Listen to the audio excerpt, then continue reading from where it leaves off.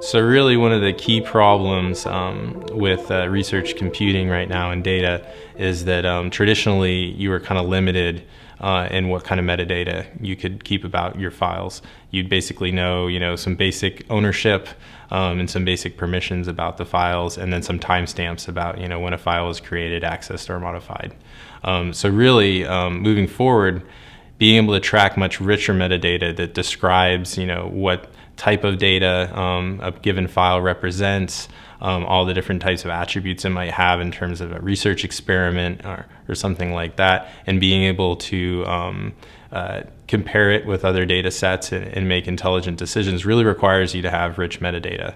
And so to have rich metadata, you need to go beyond the capabilities of current file systems. And so iRODS provides a lot of rich metadata, extension and searching and rule-driven architecture that will help scientists be able to deal with their data better. What I like about iRODS is that it's developed in a very open manner. It came out of academia.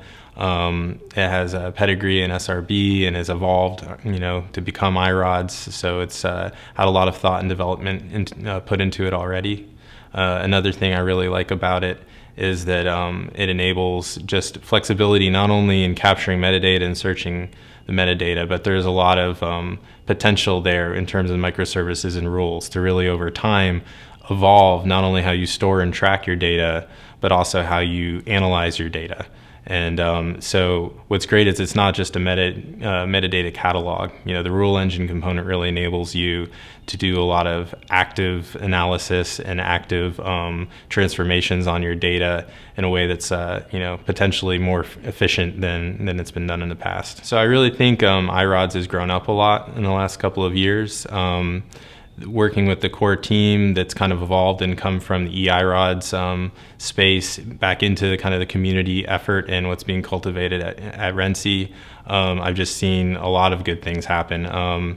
Just the quality of the methodologies behind developing iRODS, just everything from continuous integration and testing, looking into code coverage, squashing bugs, all those things are getting better and better and moving towards hardening iRODS towards being enterprise ready. And as a result, I think that I'm going to pause here, but I think that the consortium and consortium membership has improved a lot in the last couple of years, and just the way that the iRODS core team engages the community, not only the users, but the vendors and others that are providing different system level components and integrations into iRODS.